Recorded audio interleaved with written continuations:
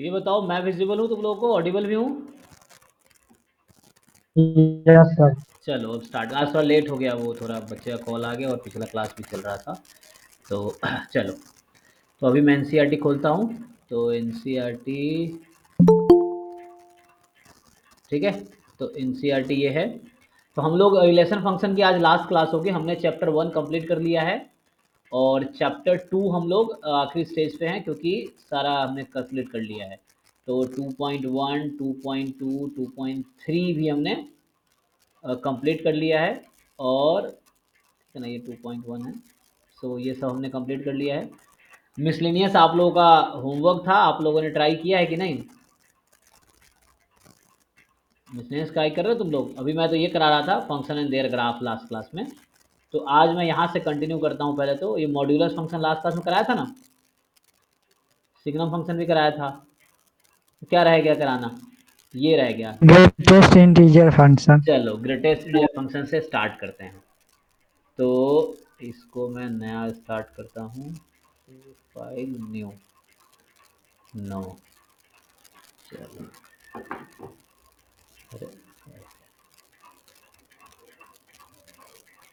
चलिए तो अभी हम स्टार्ट करते हैं। हम लोग कर रहे हैं क्लास 11th एनसीईआरटी का। हम लोग कर रहे हैं class 11th NCERT chapter number 2 कर रहे हैं, रिलेशन फंक्शन। 1 हो चुका है, 2 भी आज खत्म हो जाएगा। ये कर रहे हैं रिलेशन एंड फंक्शन। जो लोग नए हैं तो वो वीडियोस पुराने देख सकते हैं, मेरे चैनल पे अवेलेबल है, ऑर्डर में है। अभी लेक्चर आज आई थिंक 16वां या 17वां लेक्चर होगा आज, तो पहले 16 लेक्चर हो गए हैं। अभी हम लोग देख रहे थे सम फंक्शन एंड देयर ग्राफ, है ना, ये देख रहे थे लास्ट क्लास में, सम फंक्शन एंड देयर ग्राफ। तो इस दौरान हमने, अभी हमारा जो आज का टॉपिक होगा वो होगा greatest integer function. Greatest integer function, ठीक, ये होगा ग्रेटेस्ट इंटीजर फंक्शन, ठीक। इसको दूसरा नाम भी है इसका। तो इसका जो दूसरा नाम है वो ये है,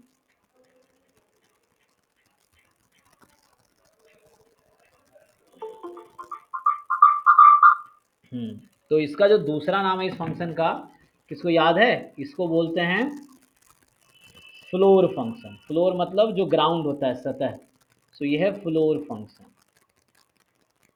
ठीक है, ये है आपका फ्लोर फंक्शन।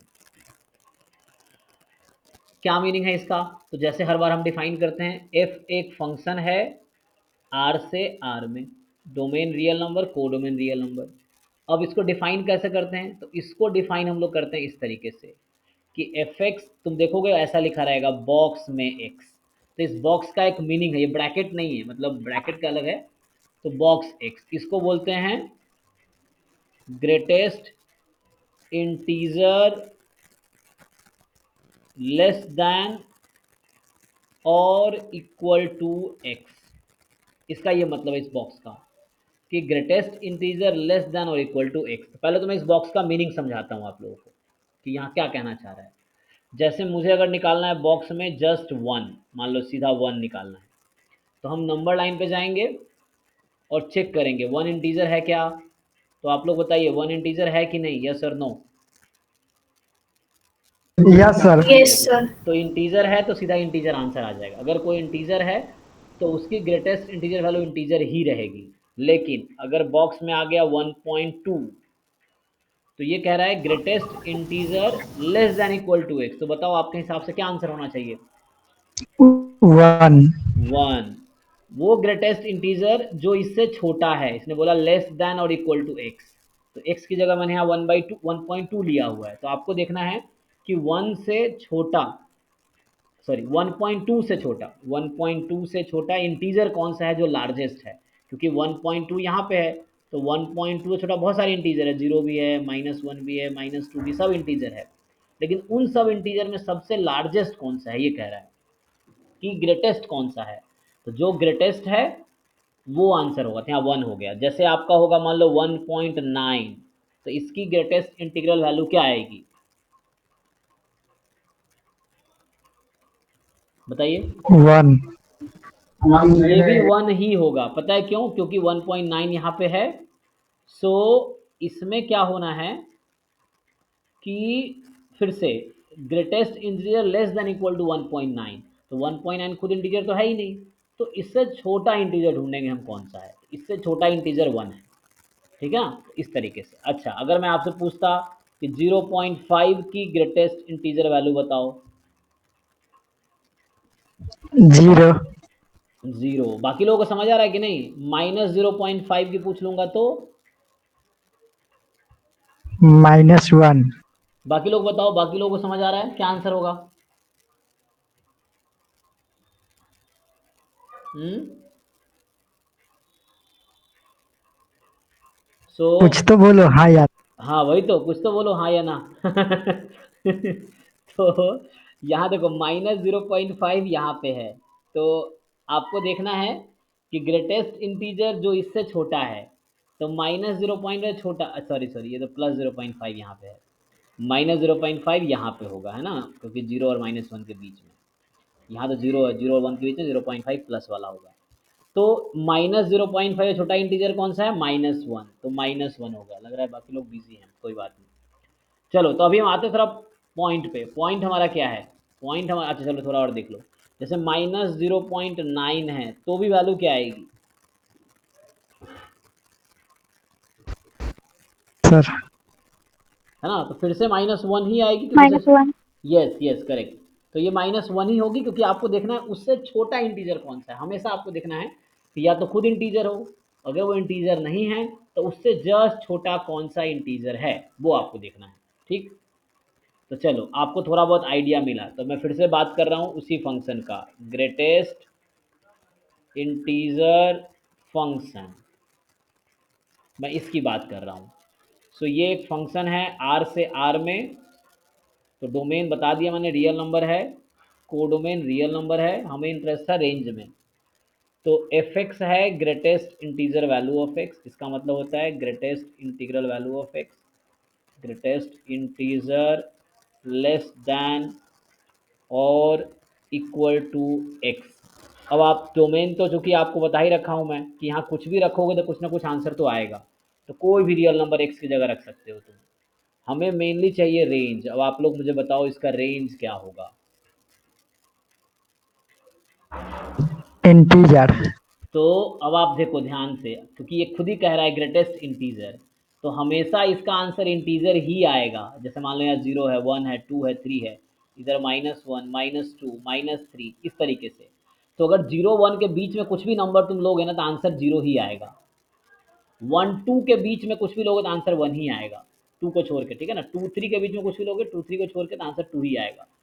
तो -0 और -1 के बीच कोई भी नंबर x की जगह लोगे तो आंसर तुम्हारा -1 आएगा। -1 और -2 में x की जगह कोई भी नंबर लोगे तो आंसर -2 आएगा। -2 -3 में x की जगह कुछ भी लोगे तो आंसर -3 आएगा। क्यों? क्योंकि डेफिनेशन इसका ऐसा है कि ग्रेटेस्ट इंटीजर लेस देन और इक्वल टू एक्स। जो नंबर है या तो खुद इंटीजर हो तो वही आंसर हो जाएगा, इंटीजर नहीं है तो उससे छोटा इंटीजर जो होगा वो आंसर होगा। तो यहाँ रेंज क्या आना है, तो 0 आएगा, या +1 या -1, +2 या -2, +3 या -3, इस तरीके से चलता रहेगा। अब हमें बनाना है इसका ग्राफ। डोमेन, ये तो हो गया फंक्शन का डेफिनेशन, इसको डेफिनेशन बोलते हैं। ये हो गया डोमेन, रेंज। अब मुझे बनाना है इसका ग्राफ कैसा दिखेगा, तो मैं अगले पेज पे ग्राफ बनाता हूँ। उससे पहले मैं यहाँ टेबल बना देता हूँ ताकि तुम्हें ग्राफ देखने में आसानी हो। चलो, थोड़े से टेबल को बड़ा बनाते हैं। सो एक्स वाई, वाई मतलब एफ एक्स, तो वाई को हम लोग एफ एक्स को भी वाई बोलते हैं। चलो, एक्स 0 है तो आंसर क्या आएगा? बताओ भाई, एक्स को 0 रखेंगे तो एफ एक्स क्या आएगा? 0 तो 0। 0.1 रखोगे तो भी 0, 0.9 रखोगे तो भी 0। अब देखो, -0.1 रखेंगे तो -1 -1, -0, -1। हाँ, -0.9 रखेंगे -1। तो भी आपका -1 आंसर आएगा, इस तरीके से। तो ऐसे चलता रहेगा। मान लो -2 रख दिए या -1 रख दिए तो -1, 1 रख दिए तो 1, ठीक, 1.9 रख दिए तो क्या आएगा? 1 1, और -1.9x को पुट करेंगे तो क्या होगा? 2 -2 तो आपको देखना होगा कि -1.9 से छोटा इंटीजर कौन सा है, तो -2 होगा। ठीक, चलिए इसका ग्राफ बनाते हैं अगले पेज पे। तो हमें बनाना है इसका ग्राफ। सो यहाँ है x और यहाँ है आपका fx। ठीक, इधर x इधर fx। अब देखो 0 1 2 3, इधर -1 -2, इस तरीके से। तो -3, चलो अब इधर रख ले। चलो यहाँ मान लो रख दिया 1, इधर 2, इधर 3। ओके, ऐसे ही यहाँ रख दो -1 -2 -3, ये बीच में तो जीरो है ही। अब x तुम 0 1 के बीच कुछ भी चूज करो, y की वैल्यू क्या आने वाली है? 0 जीरो ही आने वाली। तो ग्राफ ऐसा होगा, जीरो को इंक्लूड करना है, 1 को एक्सक्लूड करना है। तो बॉक्स को खाली रखूंगा मैं, जो मैं बना रहा हूँ सर्कल, तो वो खाली रखूंगा वहाँ। और यहाँ मैं सेट किया हूँ। अगेन 1 से 2 के बीच कुछ भी x की वैल्यू लो तुम, 1 से 2 के बीच, तो y की वैल्यू क्या आएगी? so 1 1। तो यहाँ इसका ऐसा होगा 1, ये लाइन बनेगी, 1 पे इंक्लूड करेंगे, 2 पे एक्सक्लूड करेंगे। 2 से 3 के बीच का कोई भी x तुम चूज करो, y की वैल्यू क्या आएगी? so 2 2। तो यहाँ 2 पे सेट कर रहे हैं और ये 3 पे ओपन रहेगा, ये लाइन हॉरिजॉन्टल है, ये 2 के आगे है। ऐसे ही 3 से 4 के बीच में तुम कुछ भी x ले लो, क्या आंसर आएगा? 3 है ना। 3 से 4 के बीच में कोई भी x लेंगे तो y की वैल्यू क्या आएगी? तो 3 ठीक है ना। तो ये इस तरह से। अब इधर आ जाओ, 0 और -1 के बीच कोई भी x चूज करो, y की वैल्यू क्या आएगी? -1 तो ये होगा -1। अगेन -1 यहाँ एक्सक्लूड, यहाँ हो जाएगा इंक्लूड। फिर से अब x को -1 -2 के बीच में कुछ भी ले लो, तो वैल्यू क्या आएगी y की? -2 -2, करेक्ट। तो ये आएगा -2। तो यहाँ पे ओपन, ये क्लोज, क्योंकि -2 इससे छोटा इंटीजर, इसमें कोई भी नंबर लो, छोटा इंटीजर आंसर आएगा हमेशा। तो उस इंटीजर को y एक्सिस पे रखना है, तो y एक्सिस पे -2 रहेगा। सिमिलरली -2 और -3 के बीच का कोई भी आप नंबर चूज करोगे तो आपका आंसर क्या आएगा? -3 तो ये -3। तो इस तरह से आपने देखा कि ग्राफ इसका कैसा होगा। ये स्टेयर है, सीढ़ी जैसे होती है ना छत पे चढ़ने का, उस टाइप का ही है। अब आपको और पूछा जाए क्या ये फंक्शन कॉन्टिन्यूअस है? कॉन्टिन्यूअस समझ आ रहा है आप लोगों को? मतलब देख के पता चल रहा है कॉन्टिन्यूअस है कि नहीं है? सन नहीं है नहीं है। तो ये कॉन्टिन्यूटी आपको पढ़नी है 12th क्लास में, यही सब दोबारा आएगा फंक्शन, यही फंक्शन सब दोबारा आएगा। और वहाँ आपसे पूछेगा ये कॉन्टिन्यूअस है कि नहीं है, ये वहाँ पूछा जाएगा क्लास 12th में। तो अभी तो हम बस पढ़ रहे हैं ग्राफ कैसा होगा। तो ये ग्राफ इस फंक्शन का है। ओके, तो ये हमें क्या देखा हमने कि ग्रेटेस्ट नेट फंक्शन होता क्या है। इसमें क्या पूछ रहा है आपसे? डोमेन क्या है, रियल नंबर, रेंज क्या है, इंटीजर्स। तो इसको लिख सकते हैं आप सेट ऑफ इंटीजर्स, इसका रेंज है। इसी नाम है ग्रेटेस्ट इंटीजर फंक्शन, क्योंकि इंटीजर इसका रेंज है। ग्राफ कैसा इस तरह से दिखता है, ग्राफ किस तरह से इसका दिखेगा। इसको हम लोग स्टेप फंक्शन भी बोलते हैं। चलो अगला क्या है एनसीईआरटी में। तो अगला एनसीईआरटी में जो टर्म्स हैं, तो हो गया ग्रेटेस्ट। देखो ग्राफ बना रखा है इसने, दिस दिस दिस दिस, इस तरीके चल रहा है ग्राफ। और ये बता रहा है कि बॉक्स एक्स की वैल्यू -1 होगी अगर एक्स तुम -1 या 0 के बीच चूज़ करोगे तब। बॉक्स एक्स की वैल्यू 0 होगी अगर तुम एक्स 0 या 1 के बीच चूज़ करोगे तब। बॉक्स एक्स की वैल्यू 1 होगी अगर तुम एक्स को 1 या 2 के बीच में चूज़ करोगे तब। ऐसे ही बॉक्स एक्स की वैल्यू 2 होगी अगर तुम एक्स 2 या 3 के बीच में चूज़ करोगे तब। ठीक है, तो इस तरीके से। अब है अलजेब्रा ऑफ रियल फंक्शन। तो रियल फंक्शन का डेफिनेशन याद है तुम लोगों को क्या था? एक था रियल फंक्शन, एक था रियल वैल्यूड फंक्शन। क्या होता है रियल फंक्शन, कोई बताओ मुझे। है ना, एक था ना रियल फंक्शन, एक रियल वैल्यूड फंक्शन। क्या अंतर था दोनों में? मैं लिखाया था पहले, शायद आपको याद ना हो। रियल फंक्शन किसको बोलते हैं और रियल वैल्यूड फंक्शन किसको बोलते हैं? रिवाइज नहीं करोगे तो भूल जाओगे। बताओ, इसने कहा है रियल फंक्शन, एक होता है रियल फंक्शन, एक होता है रियल वैल्यूड फंक्शन। तो क्या अंतर है दोनों में? सोचो सोचो। Unique value. यूनिक वैल्यू नहीं, वो तो फंक्शन के डेफिनेशन है यूनिक वैल्यू। यहाँ रियल फंक्शन पूछ रहे हैं। देखो ये हमने लिखाया था। हाँ जी मनीष, तुम भी भूल गए।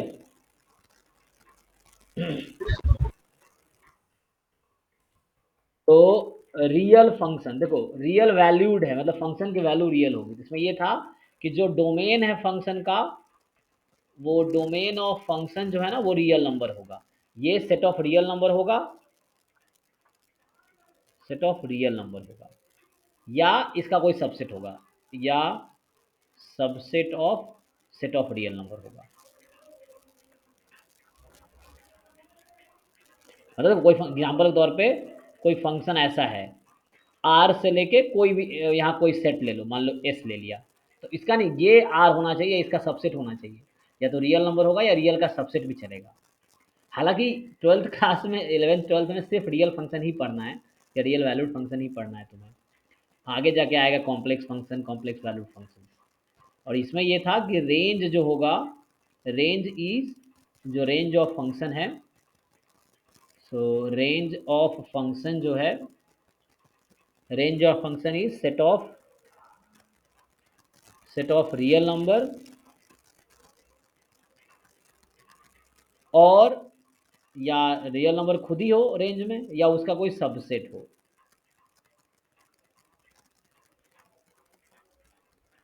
अब मैं तुमसे पूछ दूंगा कोई ऐसा फंक्शन बताओ जो रियल फंक्शन नहीं है, तो तुम शायद नहीं बता पाओगे। क्यों? क्योंकि जो भी आप पढ़ रहे हो वो सब रियल फंक्शन है, सब रियल वैल्यूड फंक्शन है। आपने ऐसा कोई फंक्शन अभी देखा नहीं होगा जो रियल फंक्शन नहीं है। क्यों? क्योंकि वो कॉम्प्लेक्स डोमेन, कॉम्प्लेक्स नंबर आ जाएगा। तो मान लो कोई डी है डोमेन और आर रियल नंबर हो गया, इस तरह के एग्जाम्पल, या इसका कोई सबसेट हो जाए। तो यहाँ पे क्या है, ये कहना चाह रहा है कि डोमेन जो है वो रियल नंबर होना चाहिए, रियल का सबसेट होना चाहिए। ये रेंज है, रियल हो या रियल का कोई सबसेट हो। अब एक फंक्शन आगे तुम पढ़ोगे हायर क्लास में, सी टू सी, सी मतलब सेट ऑफ कॉम्प्लेक्स नंबर, तो ये रियल वैल्यूड फंक्शन नहीं है, set of complex number. For example वहाँ होगा F Z, Z plus two Z square, यहाँ जेड क्या है, एक्स प्लस आयोटा वाई। तो ये रियल फंक्शन नहीं है, अब ये कॉम्प्लेक्स वैल्यूड फंक्शन हो गया इस तरह से। या कहीं लिखा होगा एफ एक्स बराबर एक्स प्लस आयोटा, या x plus iota x square, तो ये रियल फंक्शन नहीं है। This is not real function. Real function हो भी सकता है, रियल वैल्यूड फंक्शन नहीं है, रियल वैल्यूड फंक्शन नहीं है, this is not real valued function. क्योंकि रेंज इसका कॉम्प्लेक्स नंबर आएगा। आयोटा क्या होता है, आयोटा हम करें चैप्टर 5 में पढ़ेंगे। अभी तो चैप्टर, रूट अंडर -1। जी जी, चैप्टर 5 में हम लोग पढ़ेंगे, कॉम्प्लेक्स नंबर चैप्टर है, उसमें पढ़ेंगे आयोटा के बारे में। तो इस तरह के फंक्शन को बोलते हैं। तो ये है, इसका मतलब ये कहना चाह रहा है नॉट रियल फंक्शन, ये कहना चाह रहा है कि रियल फंक्शन नहीं, क्योंकि यहाँ कॉम्प्लेक्स नंबर आ गया। ये नॉट रियल वैल्यूड फंक्शन कहना चाह रहा है, नॉट रियल। तो ये सब आपको हायर क्लास में मिलेगा, अभी नहीं होगा, ठीक है। ओके, सो अभी क्या करते हैं, अभी थोड़ा आगे बढ़ते हैं, हमारे जो टॉपिक उस पर आते हैं, उसमें अलजेब्रा ऑफ फंक्शंस।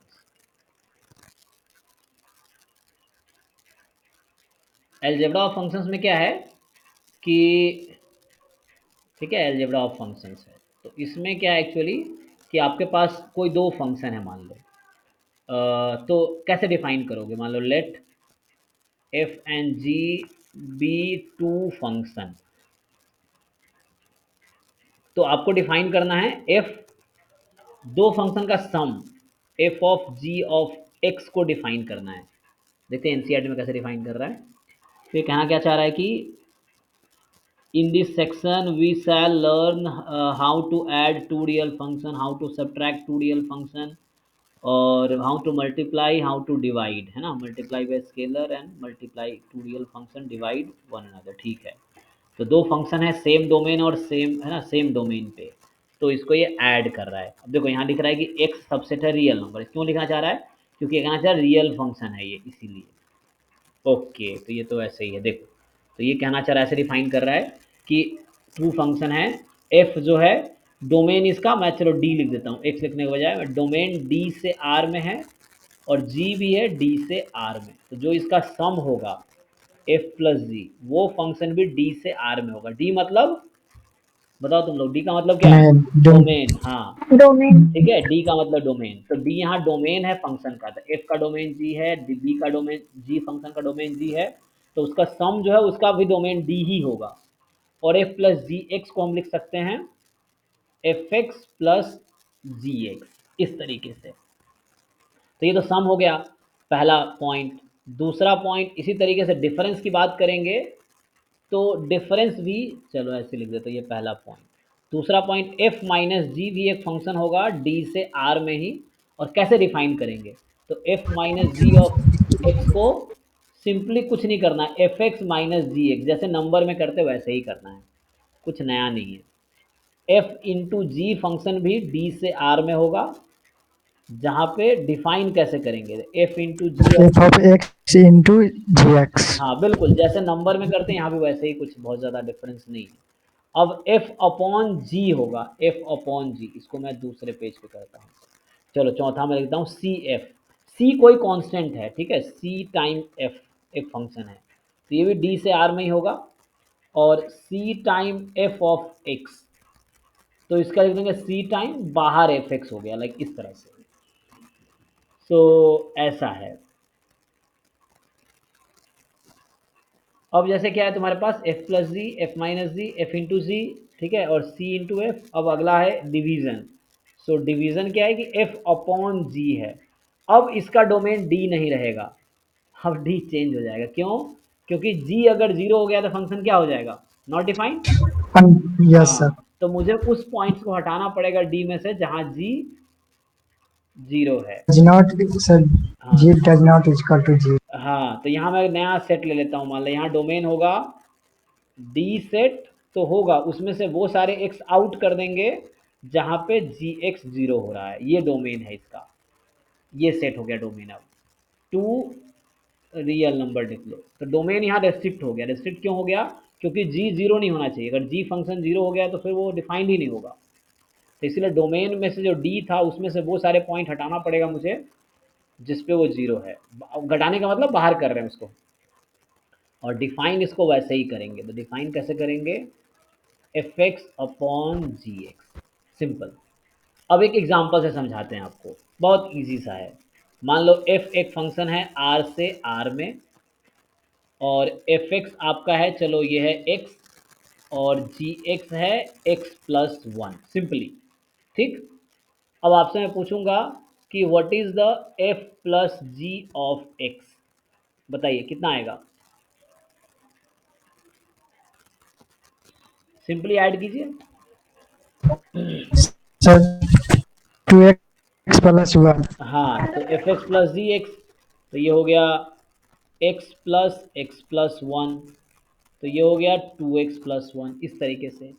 आपसे पूछेगा f minus g of x, तो ये हो गया f x minus g x, तो ये हो गया x minus x plus, minus one. तो माइनस वन, इस तरीके से।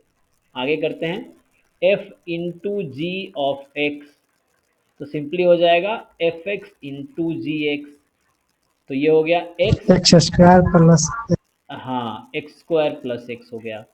अब पूछेगा f upon ji of x, तो यहाँ हो गया एफ एक्स अपॉन जी एक्स, तो x upon x plus one. और एक होता है मान लो टू टाइम एफ पूछ दिया कोई, बताओ, तो कोई दिक्कत नहीं है, तो ये टू टाइम एफ एक्स हो जाएगा, और एफ एक्स क्या था? एक्स ही था, तो टू एक्स हो जाएगा। अब मजा के बात कि आपसे मैं पूछूं इस फंक्शन का डोमेन क्या है, बाकी में तो डोमेन सेम ही रहेगा, क्योंकि मैंने आर से आर में लिखा हुआ है तो यस सब में सर। वही है। दिक्कत कहाँ आएगी? इस फंक्शन में। तो मैं पूछता हूँ आपको, तो बताओ यहाँ पर domain of f upon g क्या होगा, कौन सा सेट होगा? Real number excluding one. One या माइनस वन? एक्सक्लूडिंग वन या excluding minus one? Minus one. हाँ, minus one. So all real number except those number जहाँ पे जी एक्स जीरो हो जाए। तो जहाँ पे जी एक्स, ये लिखा था ना मैंने वहाँ पे, देखो ध्यान से, थ्योरी क्या लिखा है कि डोमेन लिखो सेम, लेकिन उसमें से बाहर करो उस नंबर्स को जिस पे जी एक्स जीरो हो जाता है। तो यहाँ पे आओ, तो वो एक्स, उसमें से एक्स को बाहर करो जहाँ पे तुम्हारा जी एक्स जीरो हो जाए, तो ऑल रियल नंबर एक्सेप्ट। अब एक्स प्लस वन जीरो कब हो जाएगा? जब एक्स की value minus one. Minus one. हाँ, -1। है ना। तो जब आप x को -1 रखोगे तो आपकी जो वैल्यू है वो आपकी ये हो जाएगी। तो इस तरह से ये आपका आंसर हो गया। तो इस क्वेश्चन था domain of f upon g क्या है, ऑल रियल नंबर एक्सेप्ट -1। इसको ऐसे भी लिख सकते हो आप, ऑल रियल नंबर्स एक्सेप्ट छोड़ के, एक्सेप्ट -1, इस तरह से। तो ये डोमेन आएगा, बाकी में डोमेन सेम ही रहेगा, सब में रियल नंबर रहेगा, कोई दिक्कत नहीं है। चलो कुछ एनसीईआरटी में देखते हैं कैसे लिखा है इन लोगों ने। तो आप लोगों को समझ आया कि f प्लस जी क्या है, ये तो हो गया, हमें देख लिया f प्लस जी क्या है। अब थोड़े आगे बढ़ते हैं। अब यहाँ देखेंगे f माइनस जी क्या है। सो ये रहा f माइनस जी, ठीक। अब यहाँ अल्फ़ा कोई कांस्टेंट, जो मैंने k लिया वो इसने अल्फ़ा लिया। सो अल्फ़ा कोई कांस्टेंट है, अल्फ़ा टाइम f, तो अल्फ़ा टाइम एफ एक्स। यहाँ f into g of x, दो फंक्शन का मल्टीप्लाई किया। अब डिवीज़न कर रहा है, तो डिवीज़न तो वैसे ही है, लेकिन ये कह रहा है ध्यान रखना तुम कि जी एक्स नॉन जीरो होना चाहिए। तो इसीलिए डोमेन में से वो पॉइंट हटाओ जहाँ जी एक्स जीरो हो जाए। तो जी एक्स को जीरो नहीं कर सकते तुम, तो इसलिए कह रहा है जी एक्स नॉट जीरो। अब एक एग्जाम्पल मैंने लिया, एग्जाम्पल इसने लिया, एफ एक्स एक्स स्क्वायर दिया आपको और जी एक्स 2x+1 दिया। आप लोग ये कैलकुलेट कर लोगे, देखो सम निकालना है, देखो यहाँ पे देख ही लो, आता था आप लोग कर ही लोगे। सम निकालना है, तो ये क्या किया, एक्स स्क्वायर को ऐड कर दिया 2x+1 से, दोनों को ऐड कर दिया।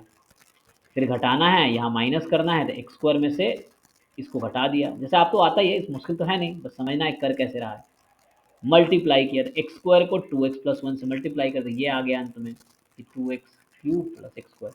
डिवाइड करना है, तो एक्स स्क्वायर अपॉन, अब देखो ये अलग से क्यों लिख रहा है, ऑल रियल नंबर एक्सेप्ट -1/2 लिखना चाह रहा है, डोमेन बता रहा है आपको कि एक्स तुम कोई भी रियल नंबर ले लो -1/2 को छोड़ के। क्यों -1/2 को छोड़ना है, क्योंकि डिनोमिनेटर जीरो हो जाएगा, नहीं तो ये छोड़ेंगे नहीं तो। हाँ, अगर इसको बाहर नहीं करेंगे तो ये वाला चीज़ जीरो हो जाएगा, तो फंक्शन नॉट डिफाइंड हो जाएगा। तो फंक्शन डिफाइंड रहे इसीलिए मुझे डोमेन में से बाहर करना पड़ेगा -1/2 को। तो यही कहना चाह रहा है कि x जो है, ये कहना चाह रहा है जो x है आपका कोई भी रियल नंबर हो सकता है एक्सेप्ट -1/2, ये कहना चाह रहा है कि x आप कुछ भी ले लो, कोई रियल नंबर, बस -1/2 को नहीं ले सकते क्योंकि डिनोमिनेटर जीरो हो जाएगा अगर कंसीडर करोगे तो। सेम क्वेश्चन यहाँ भी है कि ऐड, सब्ट्रैक्ट, मल्टीप्लाई, डिवाइड। यहाँ भी कह रहा है जीरो को बाहर करो क्योंकि डिनोमिनेटर जीरो नहीं होना चाहिए, इस तरीके से। तो हमने, और ये एक्सरसाइज हमने ऑलरेडी कर ही रखा है, तो 2.3 हो गया ख़त्म। अब आपका काम है मिसलेनियस करना। तो अगर आपने ट्राई किया है तो बताओ डाउट, नहीं किया है तो अगले क्लास में करके डाउट पूछना, बताओ क्या करना है। एग्जाम्पल 18 करना है आपको, फिर एग्जाम्पल 19 करना है, ट्राई करने होगा, ठीक है, नहीं होगा तो मैं कराऊंगा। 20 करना है, 21 करना है, फिर हो गया 21 एग्जाम्पल तक है, फिर है एक्सरसाइज। अब ये जो मिसलेनियस एक्सरसाइज है, इसमें है कि क्वेश्चन, ये अच्छा एक्सरसाइज, तो मिसलेनियस कभी छोड़ना नहीं, मिसलेनियस में अच्छे अच्छे क्वेश्चन होते हैं, डिफिकल्ट क्वेश्चन होते हैं। जो 2.1, 2.2, 2.3 में आसान आसान क्वेश्चन थे, मिसलेनियस में मुश्किल मुश्किल क्वेश्चन होते हैं, तो ये करना ज़्यादा जरूरी है सीखने के लिए, ठीक है ना। हर चैप्टर का मिसलेनियस इंपॉर्टेंट है क्योंकि उसमें मुश्किल क्वेश्चन हैं। तो ये 12 क्वेश्चन है इसमें। अब बताओ कुछ डाउट पूछना चाहते हो या अगले क्लास में पूछना चाहते हो, तुम कैसे कहते हो बताओ, सर अगले क्लास में। ठीक है ना। चलो बाकी लोग भी, तो आप लोग करके आना, आप लोग मिसलेनियस एग्जाम्पल जो है ये इधर 18, 19, 20, 21 वो करना, और एक साइज में 12 क्वेश्चन है, आराम से ट्राई करना, सीखने के लिए करो। ये सब फ्यूचर में भी हेल्प करेगा, आगे हायर क्लास में जाओगे तो सब बहुत हेल्प, 11 12 बेस है आगे किसी भी एग्जाम का और वो सब का, तो एक बार अच्छा रहेगा तो हेल्प करेगा आपको। तो 11 12 में एक बार अच्छे से कर लो, फिर आगे भी हेल्प करेगा तुम्हें। मज़े मज़े कभी भी नहीं है ना, स्ट्रगल हमेशा रहेगा ज़िंदगी में, लेकिन हमें जितना मेहनत करो भविष्य में उतना हेल्प करेगा। तो चलो चैप्टर 2 हमने थ्योरी खत्म कर लिया, तो आपका आज का होमवर्क है चैप्टर 2 का मिसलेनियस का एग्जाम्पल, मिसलेनियस का एक्सरसाइज करना। नेक्स्ट क्लास में डाउट पूछना, डाउट हो जाएगा तो हम स्टार्ट करेंगे अगला चैप्टर। अगला चैप्टर कौन सा है, ट्रिग्नोमेट्री, है ना। ट्रिगोनोमेट्री। हाँ, तो अगला चैप्टर हम स्टार्ट करेंगे ट्रिगोनोमेट्री, ठीक है। तो आज यहीं ख़त्म करते हैं, और अगले क्लास में आपको मिसलेनियस ट्राई करके आना है, और जो रह जाएगा वो मैं करा दूंगा। उसके बाद फिर चैप्टर अगला स्टार्ट करेंगे। अगला चैप्टर हमारा होगा ट्रिग्नोमेट्री। ठीक है, ट्रिगोनोमेट्री हमारा अगला चैप्टर होगा। ठीक है, चलो आज के लिए इतना ही रखते हैं फिर। थैंक यू, मिलते हैं नेक्स्ट क्लास में। ठीक है, एंड गुड नाइट।